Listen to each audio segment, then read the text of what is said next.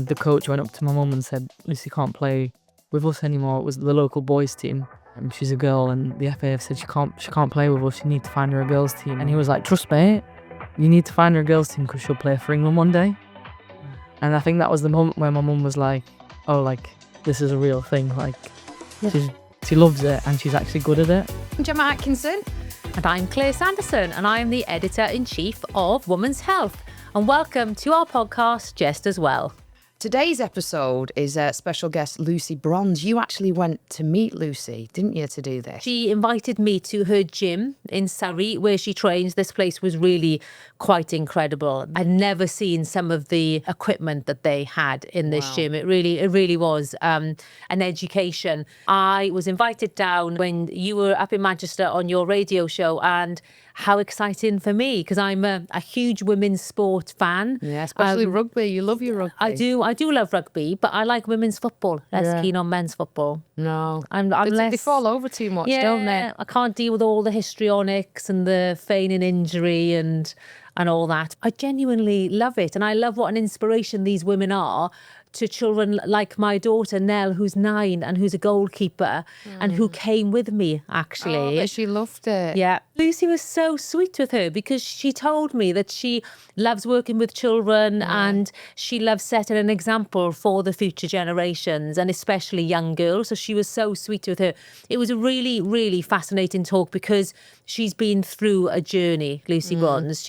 She started in football at a time when it wasn't professional, and she had to sofa surf in order to get by to where she is now. The oldest lioness, something she is proud of. Good, yeah. She's a stalwart of the Lionesses. She describes herself as the mum of the team, which I love. I love the image of her sort of mentoring the younger players coming through.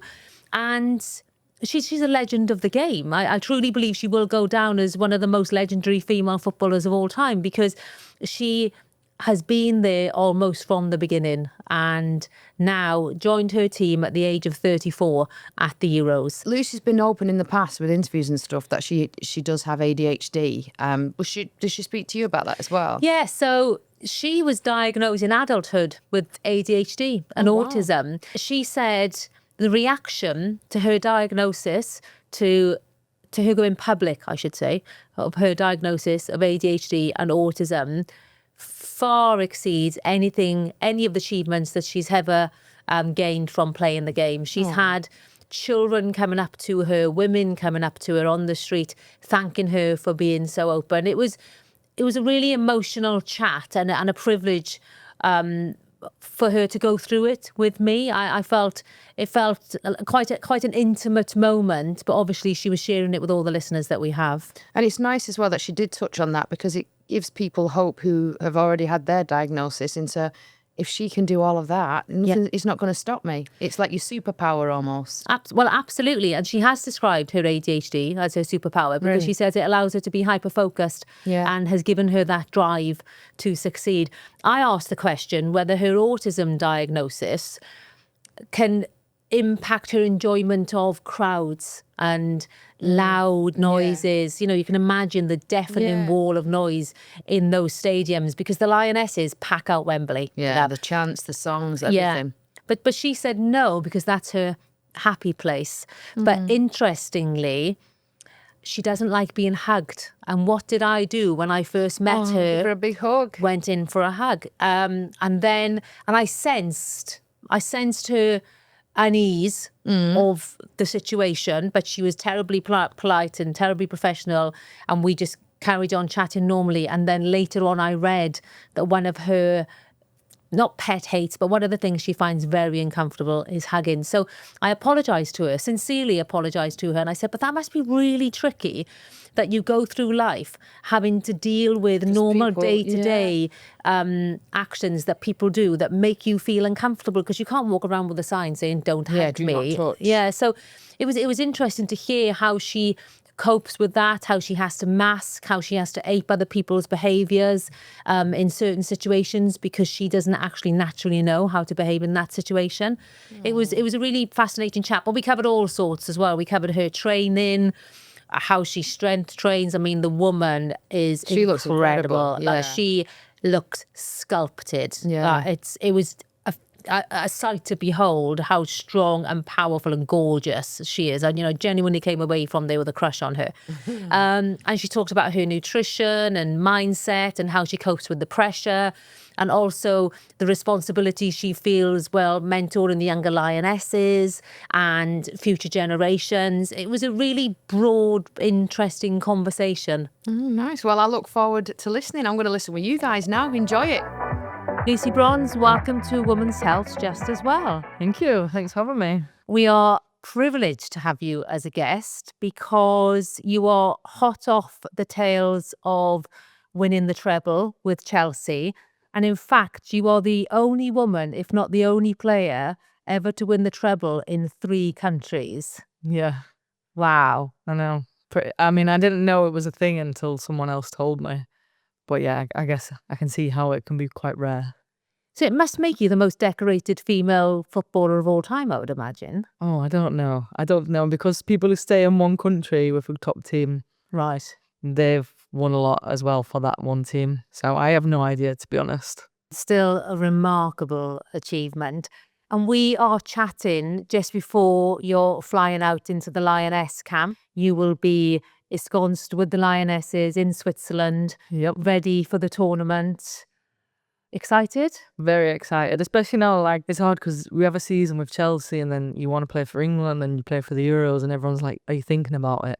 You're always thinking about it. But once the season's finished with Chelsea, it's like that is all you've got to look forward to. So I think it's more exciting now than it has been before. And then got a little break then to train again and go. So it's really exciting now. How do you still have the hunger though? Because you have won so many trophies and tournaments. You can win one thing, but you can win it as multiple times. It's like you say, oh, you've won the treble in 3 different countries. Like there's still always more to achieve, even if it's the same trophy. It's like, how many times can you do it? How many times can you play in this team, that team? There's always some sort of achievement that you can drive for, some sort of goal. So I guess I look at it that way.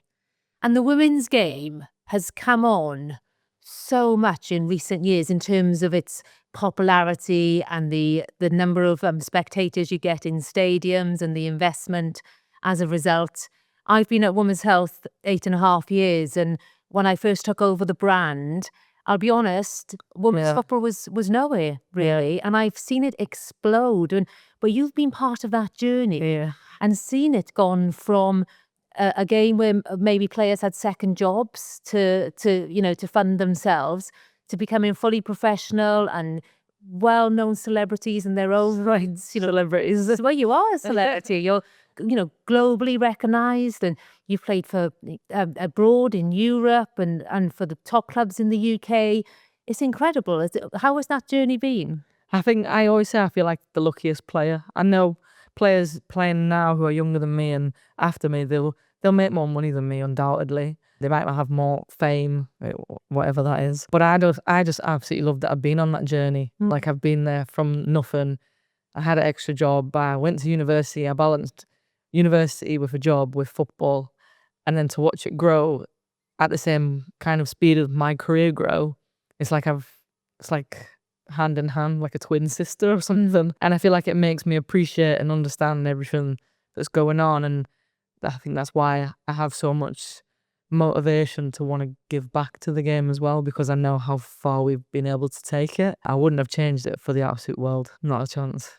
So you're on the current issue of Women's Health on the cover. You went off onto the Thames and did an incredible photo shoot. It's one of them moments where I feel like my grandma, my auntie and my mum, they're all going to be buying. I think it'll be sold out everywhere. In their local towns and villages, I think you won't be able to find Women's Health magazine because they'll be all over it. Stuff like that is things that you couldn't imagine happening before. And I think it's so amazing that we have, not just myself, but there's so many girls, so many players now who represent on different magazines, different commercials, different things, places where young girls and young boys can see them and have these role models, whether it's looking strong, looking sexy, looking whatever, and having more female role models to look up to is fantastic. Because you mentioned looking strong there, and I think that's so important because body image and body image struggles amongst young girls and boys, because it's not exclusive to girls, but it's an ever-present problem, and the pressures on young people with social media and AI and filters. Yeah. It's really important that women like yourself who are strong and fit are putting themselves out there and showing young girls like my daughter Nell that it's beautiful to be strong, and it's beautiful to have big biceps and defined shoulders and be powerful, and that your body is a machine and a tool that can be used to be the best. Yeah, I mean, sometimes I feel like it's changing that perception, and then sometimes I look at stuff and I think, oh, it's the same as, when I was younger. But I think the whole body image struggle, I think something that so many girls go through. Even myself, even my teammates have gone through it within their career, because there's always going to be comments, I feel like, more so when you are a woman. And especially in sport, because there's not one way to be, I think. And historically, you've not always had the variety and diversity of different women to see what strong looks like. What does strong and beautiful and successful look like? And I think when I think of the people who I admire, role models, it was like Dame Kelly Holmes. I think she was one of the strongest women I'd ever seen on TV, and I was just like, wow. I think she was someone who gave me confidence. Then I think of Serena Williams, like an absolute powerhouse and successful. But again, they're people who had to fight to be seen. And I know how they made me feel. And I have this conversation so many times now with girls that I play with, even about being proud to have strong thighs and strong arms and be strong, and it looks good, and it's just be confident in your body. But it's easy to say, but it's hard to live that when there are so many eyes and people want to make comments. But I think it's so important. Because we are in a society where people can just make comments. There's keyboard warriors and trolls, and for every 250 positive comments you might get, if there's one negative, you'll focus on that one. And it sticks in your head, yeah. Always. Absolutely. I think that's the same with everyone, yeah. And you are the oldest lioness. Yeah. Something to be proud of. I am proud of it. And in the interview in Women's Health, which is on sale now, you describe yourself as the mum of the team and Millie Bright as the dad. Yeah. Either or. Do you take that responsibility quite seriously then? Because you do have younger players who are just coming through on the world stage, being scrutinised under enormous pressure, weight of the country, expectations of the country on their shoulders. How do you help them cope? Yeah, definitely. I think it is a role that myself and Millie especially take really seriously. Again, she's a similar player who's been through that evolution of women's football, had the ups and the downs, been celebrated, been dragged down, the same as myself. And I watch some of the younger players now, and I think it is difficult when you're not maybe as confident, and there's millions of eyes on you now compared to when we were maybe younger. So just trying to give them advice, and it's like I said before, I can tell them as much as I can, but it's hard if they maybe can't see it, or it's hard to believe it in yourself. So just try my best to be authentically myself in the way I look, in the way I talk, and just show them that that's how I am with them, that's how I am with everyone. You can be yourself, like, it's fine, and be successful. Myself and Millie are two of the most successful players in the England team. It's fine, like, everything's going to be fine. But yeah, it's a tough role, and it's a tough role for the younger players as well. Coming up now, there's a lot of weight in that England shirt, but I mean, at the same time, it's so exciting to be part of it. And if I can help these younger players even just a small bit, I can feel it and I can see it in them. And I feel like giving that back makes me feel so good that I can make a small difference to their career. Because you're on the board of the PFA, the Professional Football Association for players, is that correct? Yeah. You do work with the UN, so you take that role seriously then, that you are a leader and you can be an inspiration to those around you. Yeah, I think it's like there's so many situations I think I went through as a younger player or even now, and I always think it shouldn't be that way. And then it's like I've created a stage for myself where I can speak out, I can talk on podcasts like this, and it reaches so many people. And I think, why not make a change? Like, I've got the opportunity to. I don't want people to go through the bad things that I went through. I want them to go through the good things. I want them to celebrate and not have to worry. So I like, it genuinely is something that I enjoy. And I do like arguing. I think I get it from my mum and my auntie. I enjoy the arguments. I hate things that are unfair or unjust. So yeah, I try my best to be on these different boards, work with different federations, also with the FA as well. And sometimes it's a struggle and sometimes there's a fight, but when things work and things change, it's like all that hard work was for something. And I feel like that happens more and more. It just makes me more motivated to do it again, I guess. You mentioned your mum and your family several times already. Growing up in Berwick-upon-Tweed, your mum was instrumental in getting you into sport. Yeah. Because you said in our interview in Women's Health that school wasn't the easiest environment for you. So your mum put you in every sport going to boost your confidence. Yeah, quite literally. Every single sport you can imagine. I think she wanted me to be like the next Serena Williams.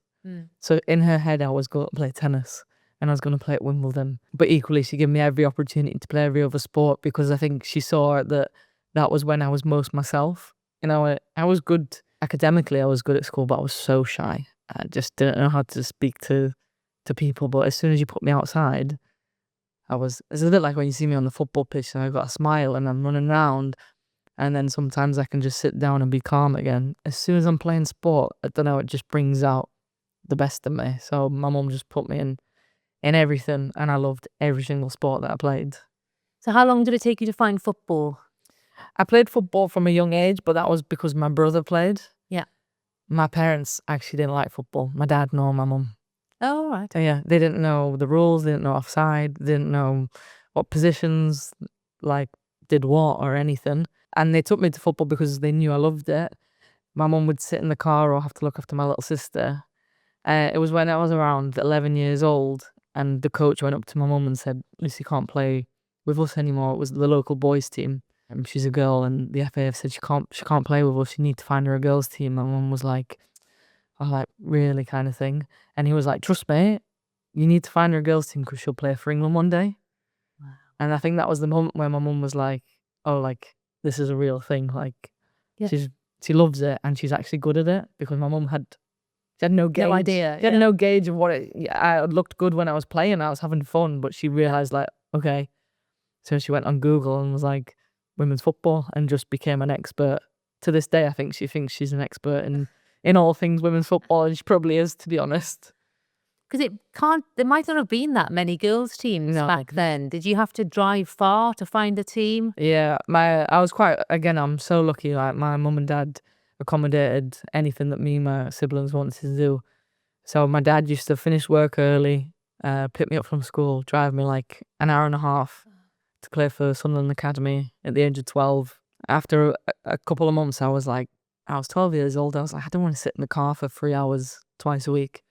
So then we found her one that was a little bit closer. It was about 45 minutes, an hour away. It wasn't an academy, but it was a girls' team, and it was a good girls' team. And I made a lot of friends there, and I enjoyed it. So I stayed there for a bit, but my mum and dad had to, pick me up, take me there, take me back all the time.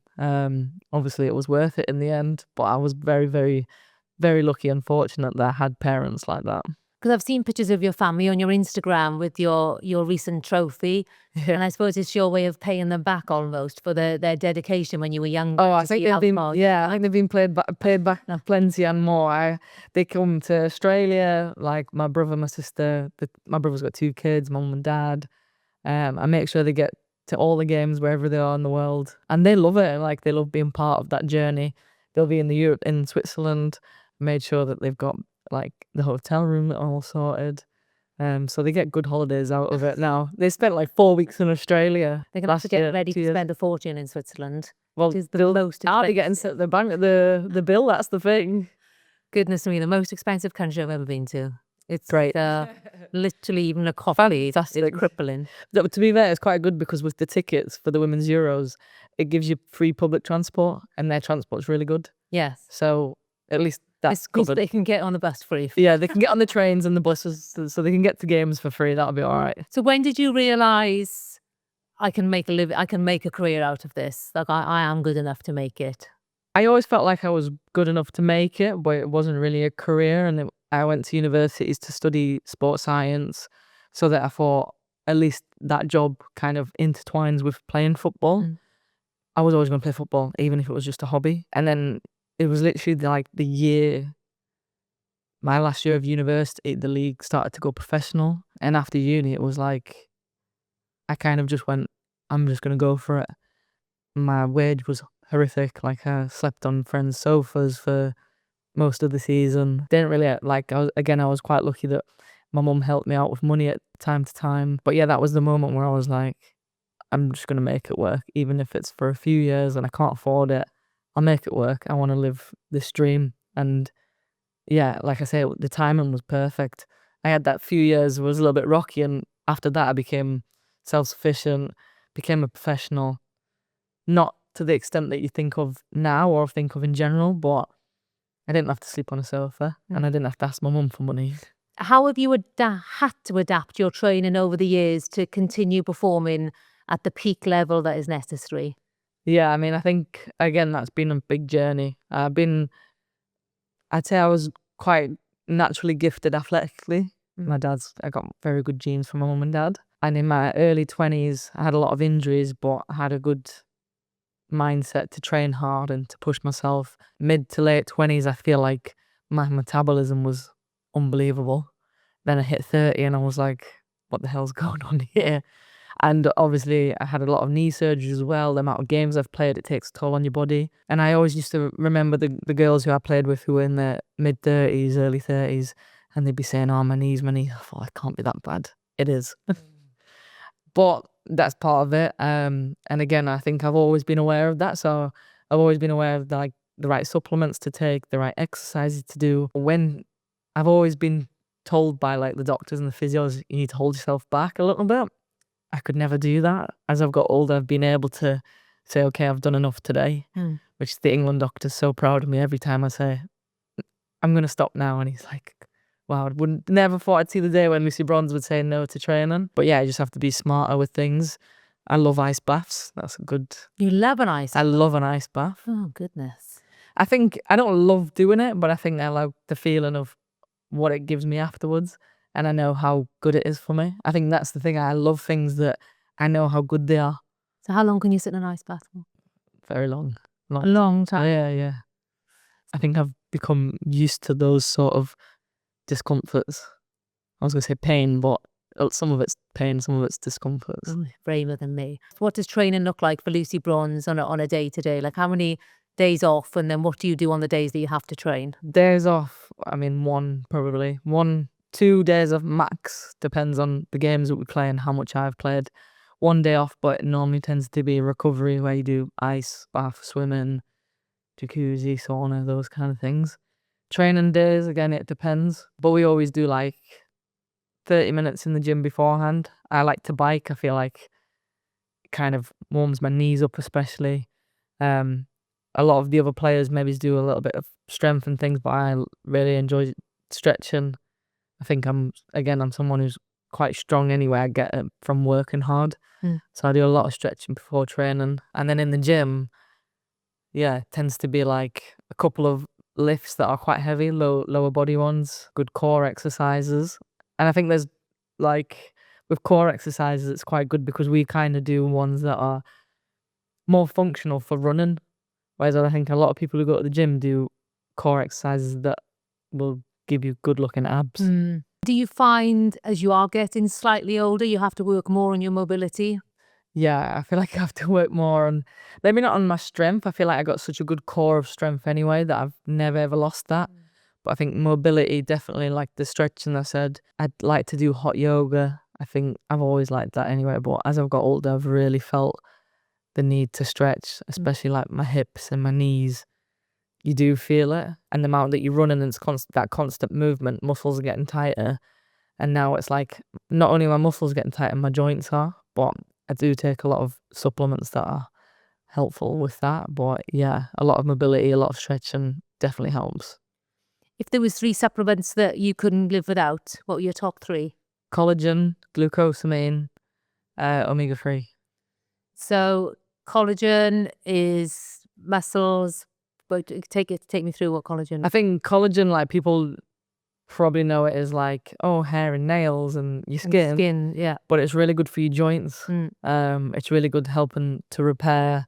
If you think the things that it does for your hair, nails, and your skin, what you get told about, it's kind of that same, but on the inside. Glucosamine, again, for joints, help protect your joints. Similar with omega-3. I think omega-3, again, is quite healthy for you anyway. Like fish oils in general is really good for your skin, really good for, similar to collagen, I guess. I could maybe live without omega-3 because I do like eating salmon and stuff. But it's actually interesting how much omega-3 you actually need. And we've been tested for it. Like as an athlete, what's a good percentage to, or like measurement to have? And I got told I need like quite a lot. And it's lucky that from a young age, my dad used to give us the cod liver oil spoonfuls. I didn't like it, but I think I just got used to it. There's a sort of a chatter amongst medics that we're over supplementing and that people are taking too much when they're not actually deficient, and then that can lead to problems because there's a misconception that you just weigh it all out, but actually some of your organs can break it down. Can't break it down. So I suppose you're quite lucky that you do get all the testings. Yeah. You know exactly what you need to supplement. Well, that's the thing. We get blood at England and at club. We get blood tests maybe once every 3 to 6 months. Gives you like your vitamin D deficiency. I mean, I take a lot of vitamin D, a lot of iron. 2 things. Even though you think I'm out on the sun every single day, and I'm half Portuguese, my vitamin D is like one of the lowest in the England squad. So I have to like supplement it quite a lot. But yeah, it's quite good because we have exact numbers, and it shows. The doctor will be like, have you been taking your supplements because it's gone down, or you've been doing really well with your vitamin D because it's gone back up even though you're in the winter. So yeah, like I feel like we maybe have that more exact science around it of how much we actually need, and each player is completely different to each other. So you still supplement vitamin D even in the summer? Yeah, all the time. I have like a little spray actually. Yeah. It's a new thing, which I find is kind of good because taking tablets all the time can be difficult. But yeah, a little bit vitamin D spray even though I'm out in the sun. Because that's really interesting because you absorb vitamin D. My understanding is that you absorb it here and on your face, and you imagine you of all people got there on that. But at the same time, if you got like sun cream on, yeah, and I wear sun cream every single day. On me. Yeah, and on my arms, and on my face. And I just think I'm not that good at absorbing it anyway. That's in all my blood tests. It's always been like that. So they've always just said, like, just keep it going. It's so good for you, and it's quite an easy supplement to take. So nutrition-wise, do you have to follow any particular plan, or are you largely able to eat what you want because you are so active? You mentioned that it's changed since you hit 30, so I'm guessing you need to be a little bit more considered now. Yeah, I think I'm someone who loves food anyway. I really love eating healthy, as much as I always say I love cakes and ice cream. I do. I also love salads and steaks and fish. Like, I think growing up, my dad being Portuguese, like I was growing up on quite a Mediterranean diet anyway, so I learned to love all those things that maybe young kids wouldn't normally eat. But yeah, I mean, with your nutrition, I guess it's kind of up to you. Like, it's your body. If you want to take it to the next level and be focused, like we have nutritionists, you can have a chef, we have chefs at club. You can be like really, really on it. But equally, if that's not something you enjoy and you don't want that extra 1%, it's kind of up to you. I think I'm someone who enjoys it, and I like the fact that it gives me more when I'm playing. Like, why would I not? And it's not something that's difficult for me because I like so many different varieties of food. But I do think as I've got older, in my late 20s, there was times I could just eat a whole packet of like biscuits. It would not make a difference. It was like I just needed the calories. Well, if I did that now, I think I would know the next day. Yeah. You wait till you hit your 40s and see how duds up. It all just goes off a cliff. Off of a cliff. Recently, you went public with your adult diagnosis with ADHD and autism, and it went viral. Everyone took note of this, and it really opened up the conversation about neurodivergency, especially in elite sport, actually. Take us through that. Take us through your decision to get yourself diagnosed as an adult, and also your decision to go public about it. I got tested for dyslexia when I was at school. Yep. Because although I was in like good classes and I did well, my teacher was noticing that I was struggling a bit, and my mum was a teacher at the school, so she'd mentioned it to my mum, and my mum was like, maybe we should get you tested because it might help with exams. And then that was the time when my mum was like, you know, I think you're autistic and you've got these other things as well, but I don't need to test you because it's not going to make a difference to how I or anybody else treats you because we know you're Lucy.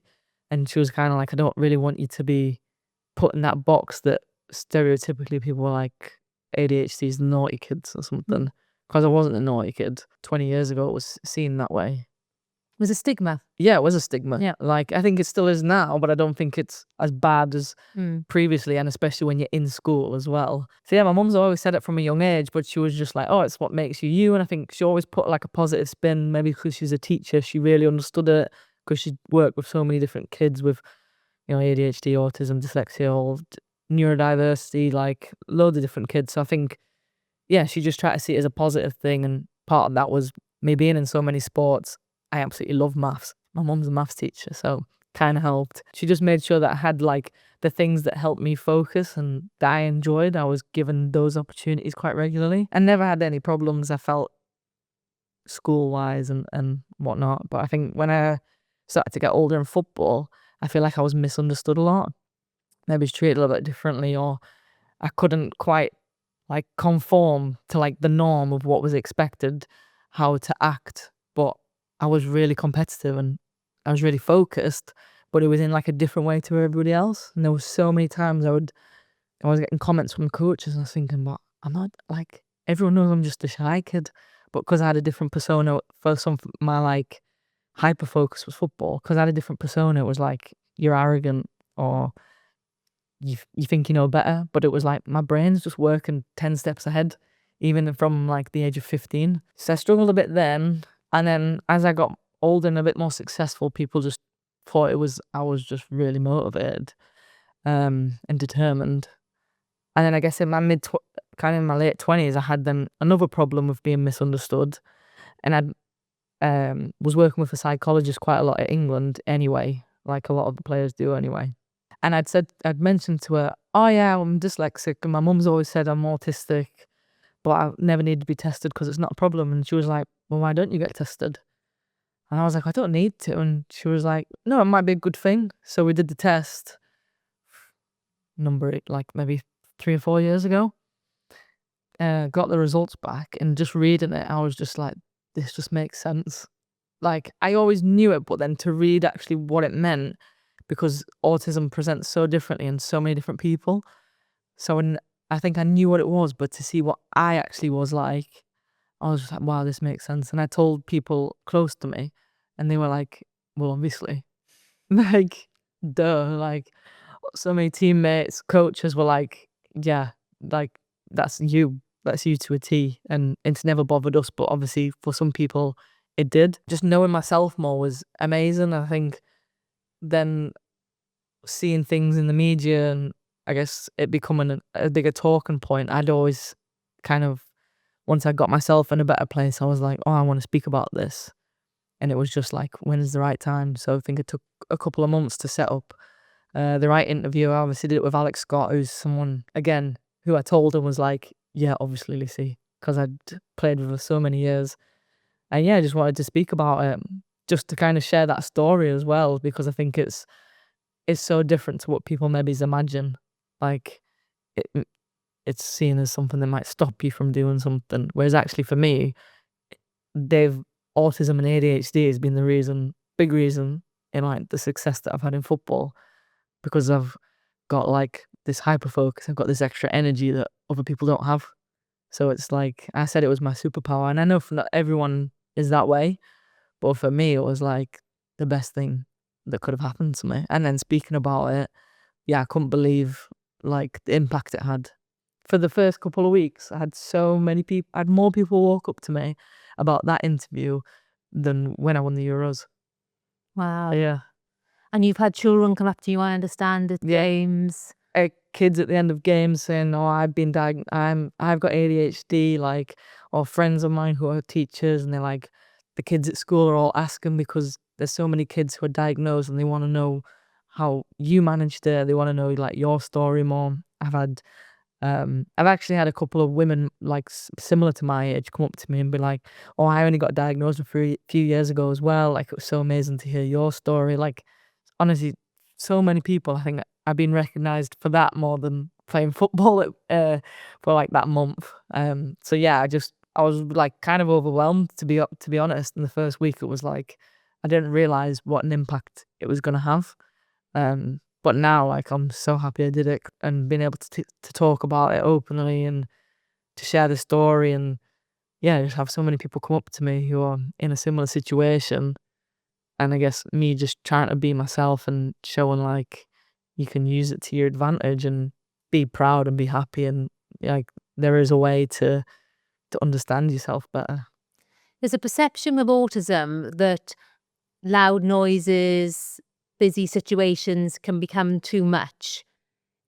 And you've obviously been in the middle of stadiums packed with tens and tens of thousands of people, which I imagine is a wall of noise. Does that become too much for you, or is it something you've gotten used to? I think that's like when I'm in my happy place, so it doesn't affect me. I've had times where, like we spoke about the fact that sometimes I like doing gym by myself. Like it more bothers me there, which is probably weird. I've had that at England sometimes. I remember at the World Cup once, we have a speaker and we were walking in the gym with a speaker and had music on, loud music. But in the gym there was already another song playing. And we walked in with the speaker and I stepped in for 2 seconds and I was like, this is awful. And I stepped back out and said to the doctor, I need to do it outside. And he was like, is it like overwhelming? And I was like, yeah, it's too much for me. But normally like, I don't think I'm as bothered about the loud noises. It's just like I have certain irritations of noises that in my ear. I'm just like, stop that. You mentioned in our interview in the magazine that there are situations where you don't quite know how to act. For instance, when you won the Euros, you were copying Jill Scott in how she was behaving around people. I guess it's called masking. Is that something that you have to do often? I feel like I've gotten used to it, but definitely in my early 20s, it was like I was terrible at doing interviews. I couldn't look people in the eye. I hated hugging. I still don't like that. And we have to do it every England camp. But I think now people go, you don't want to hug, do you, Lucy? And I'm like, no. Whereas for years I had to like deal with stuff like that. But yeah, I guess for me it was something like, it was a discomfort that I just tried to get around to be like, to kind of fit in. But it's been nice to be able to just turn around and say stuff now and be like, I don't like that. It's not because I'm being funny, like it's just not nice for me. And yeah, like seeing how other people act and how people like create friendships or become friends or laugh at things and stuff like that. I have watched so many people and I don't think I've turned into them, but I just like, oh, that's how you're supposed to act, or that's quite normal. I think, wow, when I was a child, I couldn't do any of those things. Then as a teenager, yeah, still super, and I know you're super awkward as a teenager anyway, but yeah, I really struggled. And then it's funny because I've got like people in my life now and they say, who've known me my whole life, and they say, I can't believe that you do all these interviews and you talk on TV or you take microphones, you speak to strangers, you've lived in 3 different countries. I couldn't imagine that for you like 15 years ago. I couldn't imagine you even speaking to anybody else. You must be so proud of yourself. Yeah, when I do interviews and stuff, I'm just like, wow, this is so crazy. Yeah. Like one of my best friends who I'm still friends with now, Demi Stokes, she played England with me. I didn't, for the first 2 years of knowing her and playing on the same team, and my mum used to pick her up to take her to training with me, I didn't speak to her. I used to play for Everton and I played with Farrah Williams at England.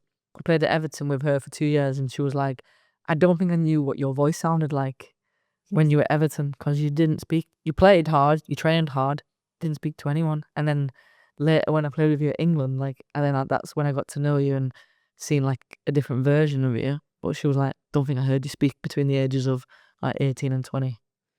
Was that quite lonely that you didn't speak to people? Not really. I think I was happy.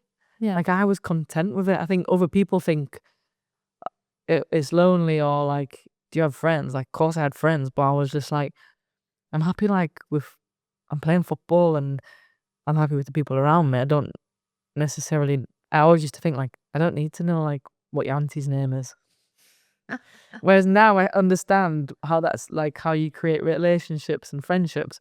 But I used to be like, what? I don't really care what you're doing at the weekend, to be honest with you. Do you know where you are with you then? Yeah. Yeah. I think I've grown and I've like changed my understanding on that. But I used to be like, but I genuinely don't care about that. Yeah. And I don't need you to care about what I'm doing or what my mum's doing next week. Like, Yeah. it's irrelevant. Like, to me, that's, You want small talk? Yeah. yeah. Like, just talk to me about football. That's fine. So I owe you an apology because when we first met in the Women's Health HQ, I went straight in for a hug because it's just how I greet people. In Wales, we call it a cwtch. And I just went in and gave you a cwtch and I didn't think anything more of it. And then I read that you hate hugging and I was mortified that I'd put you in that situation. And I felt really, I wanted to email your manager and to pass on my apologies. I thought, Claire, you're going a bit over the top now. But it did strike me here that I'd put you in an uncomfortable situation. I don't think it's like uncomfortable anymore, but I think a good 10 years ago, I would have like froze. Recoiled. Yeah, but I understand that that's like, it's like people are just trying to show like, be welcoming and stuff. But yeah, I have that at England. Like there's a player, Grace Clinton. The girl like wants to hug a tree. If no one wants to hug her, she'll go and hug a camera or something like. So she's like, everyone's like, you're the only person that Lucy lets hug her. So I understand that, like, and there's certain things that I might do that someone else doesn't like, but they put up with. I think it's just part of like the society and meeting people. Like, you try to understand each other, you make mistakes, and no one's like, I'm not offended or bothered. It's just like, that's just how it is. So let's look forward then. Firstly, to the very near future and the Euros. Dare I ask you how you think England are going to get off in the tournament? Are we going to repeat the last success? Very, very good. I mean, I think we've got one of the best teams in the world, to be honest. Yeah. When everyone's fit and firing, like, I'd be scared to be on another team. So I'm glad I'm on the England team. But yeah, it's one of those things, like, it's so cliche, but there's like, I'd say a handful of teams who are good enough to win. It's just who shows up on the day. I think we've got the mentality to do it. We've got the players to do it. So I don't see why not. But there's always a but because other teams are involved and they're very talented as well. Who's your biggest rivals, do you think? I think Spain's obviously the favourites. They're the World Cup winners. But yeah, both teams, like, we've evolved since we played them in the World Cup. They've evolved. I think Germany and France again. Those are probably the four teams that everybody's got in their mouths for, like, who's going to win it. There's always a chance for outsiders as well because other teams are really strong. Switzerland are the holders, so you think, got a bit back in there. We know how that feels to have that home support. I think Spain are probably a lot of people's favourites, and it's a team I know very well, obviously. Haven't played in Spain for 2 years. So yeah, it'll be good though. I think so many good teams, and I think there'll be a lot of good football played, and hopefully it's like the biggest tournament that we've ever had again. Like, just keeps getting better every 4 years. And then in the future, the not so distant future and far off in the future, what do you hope to achieve? On the pitch, football. Yeah, in life. Football and then in life, yeah. Well, where do you see your football career going from after the Euros? I want to keep playing for as long as possible. I know that, like, time's getting shorter and shorter, as much as I hate to admit it. Everyone's always asking when I'm going to retire. I don't know. I love playing, and my body at the minute can put up with it. I'm still at a good level. I play for some of the best teams in England and Chelsea. But yeah, I guess when my body's done, I'll be done, and then I'll see what off the pitch. I think when I stop playing football, similar to what I do now, like, I want to be involved in football. I do not want to coach. I do not want to be a pundit. Don't want to be a commentator.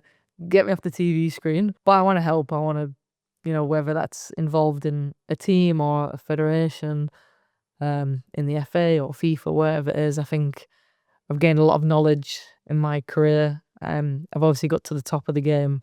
I think I can give so much back to make it even better than what it is. And I think I love doing that. I enjoy it. So if there's a job that exists like that, I might just have to make one up. And if not, I'll just retire on the beach and Oh, that'd be nice. get away from everyone. Because you're an ambassador for the Autism Society as well. So that's a sort of a leadership role, helping future generations, helping people who don't have a profile feel better about themselves. Yeah, so I think like working with the Autism Society, I do stuff with like refugees as well. I think, but within them, I really like the side of working with children, like misunderstood or not got a voice. Something that I felt as a younger person, as a child. So yeah, now that I've kind of found my voice, I love being able to help those people who maybe is misunderstood, can't speak up, don't know who to speak to, don't know which way to go. If there's a way that I can help them and, like I said, maybe lead by example or lead them to better places, help figure things out, I would love to do that as well. And personally, what are your hopes and dreams for the future? Personally, have a family. I mean, I think that's the only thing I'm jealous of my brother for. I've been more successful in football than him. But yeah, I've got a beautiful niece and nephew. I love spending time with them. I've just said I love children. I've always loved kids, I think, because my sister's like 8 years younger than me. Like I grew up like with a baby. Yeah. And with a little girl. And I just absolutely loved it and loved helping her in her life. I just can't wait to start a family. Oh. Yeah. Well, on that lovely note, thank you so much for joining us today on Just As Well. I've loved every minute of it, and good luck with the Euros. Thank you. We'll be watching every game, as will my daughter Nell, who you know idolises you. She's a goalkeeper, and we'll be watching every game together. But thank you for joining us today. Thank you. Thanks for having me. Thank you.